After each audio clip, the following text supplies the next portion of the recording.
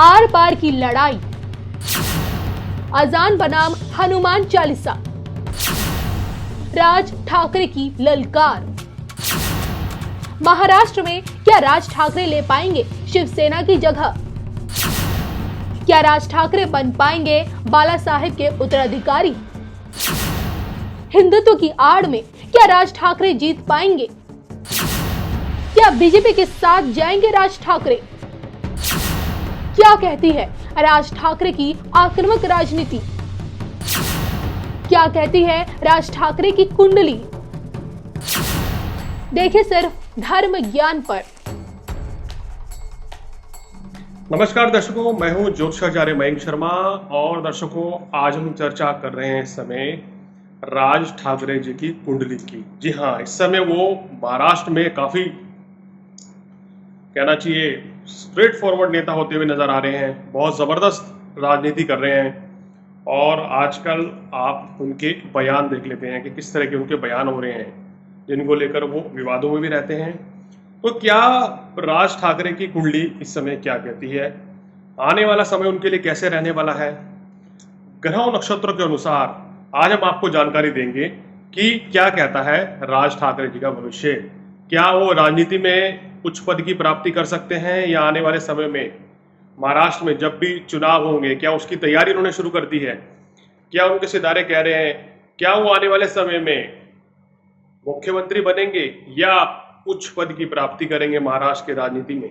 क्या महाराष्ट्र की राजनीति बिना उनके चला पाना असंभव होगा? ये सब मुद्दों पे चर्चा करेंगे और बताएंगे कि इनका भविष्य क्या रहेगा, आने वाला समय इनके लिए कैसा रहने वाला है और आने वाले कुछ वर्षों में ये इनके ग्रह क्या कहते हैं, क्या कुछ ये आने वाले समय में करने जा रहे हैं। तो चलिए, जो हमें इनकी कुंडली प्राप्त हुई है इंटरनेट के माध्यम से, उसके अनुसार इनकी कुंडली जरा खंगाल लेते हैं। क्या ग्रह नक्षत्र है, कौन सी लगन है, कौन सी राशि है, किस भाव में क्या ग्रह बैठा है, सबसे इम्पोर्टेंट महादशा क्या चल रही है, अंतरदशा क्या चल रही है।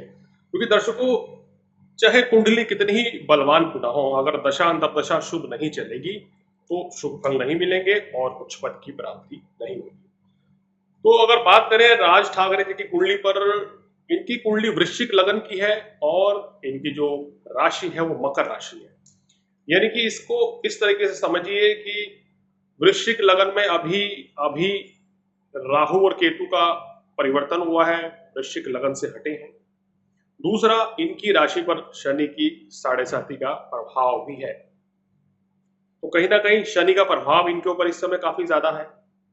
अगर बात करें महादशा की, तो वो भी शनि की महादशा इनको चल रही है और शनि में परम शत्रु सूर्य की अंतर्दशा है, जो 13 जुलाई 2022 तक है। यानी कि कोई ज्यादा लंबे समय नहीं बचा है, सिर्फ 3 महीने का समय बचा है। इसके बाद शनि में इनको चंद्रमा की दशा आ जाएगी। देखिए, अब इनकी कुंडली में पहले हम बता देते हैं कि ग्रहों के योगायोग क्या है, कितने बलवान है इनकी कुंडली।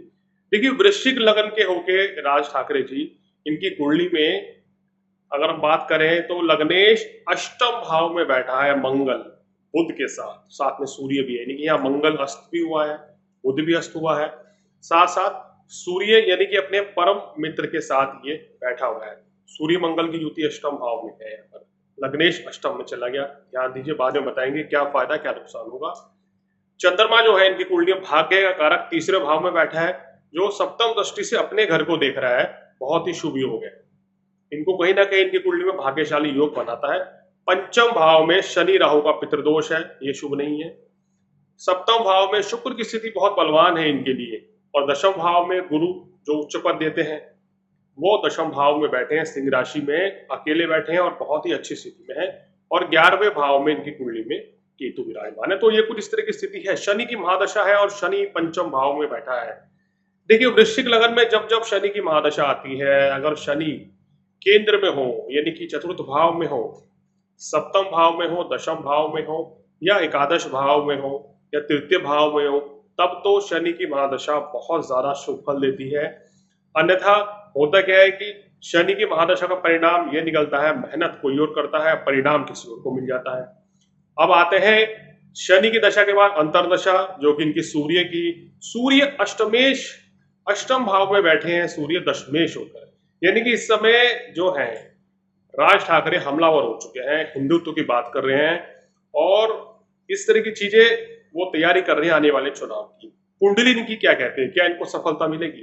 देखिए, सूर्य के बाद बहुत जल्दी ही इनको चंद्रमा की अंतर्दशा आ रही है, जो कि इनके लिए बहुत शुभ है। उसके बाद इनको मंगल की अंतर्दशा आ रही है और फिर राहु की अंतर्दशा आएगी। तो आने वाले कुछ वर्षों में इनको चंद्र, मंगल और राहु की अंतर्दशा रहेगी और शनि की साढ़े साथी का जो दौर है वो इनका भी बरकरार रहेगा। हालांकि शनि 29 अप्रैल को चेंज हो रहे हैं, लेकिन उसके बाद फिर से शनि जो है वक्री हो जाएंगे और पूरे वर्ष तक ये वक्री ही रहेंगे। तो कुल मिलाकर साढ़े साथी का जो सेकंड फेज है वो इनका बरकरार रहेगा 13 जनवरी 2023 तक की बात करें। अगर आने वाले समय में इनके ग्रहों की बात करें, जो कि एक सकारात्मक संकेत दे रहे हैं, इनके कद काठी को बढ़ाते हुए नजर आ रहे हैं, उच्च पद की प्राप्ति देते हुए नजर आ रहे हैं और इनका जो हिंदुत्व का जो नारा जो लेकर ये चल रहे हैं, इस चीज को जनता जो है बड़ी पसंद करेगी। आने वाले समय में इनके ग्रह ये कहेंगे, भले इनको शनि की महादशा हो, लेकिन इनके भाग्योदय का समय अब शुरू हो चुका है। आने वाले समय में ये कुछ कहना चाहिए शिवसेना के साथ न जाकर किसी दूसरी पार्टियों के साथ जाकर गठबंधन करने का प्रयास करेंगे, जिससे कि ना सिर्फ इनको फायदा मिलेगा बल्कि और पार्टियों को भी इसका फायदा मिलेगा इनके साथ होने से। जो एक हिंदुत्व के नारे पर आ रहे हैं, इनका दशम भाव में देखिए गुरु बैठा है, बहुत अच्छा इनको कहना चाहिए सुंदर योग देता है, लेकिन मंगल के अष्टम भाव में जाने की वजह से और वो अस्त भी हो गए हैं अब, इसके कारण इनको कुछ पद की प्राप्ति नहीं हुई है। अभी तक ये कहना चाहिए संगठन में तो पार्टी बनाकर सब कुछ काम कर रहे हैं, लेकिन अभी भी अपने बलबूते पर ये इतने कामयाब इसलिए नहीं हुए क्योंकि मंगल की स्थिति कुंडली में ठीक नहीं है।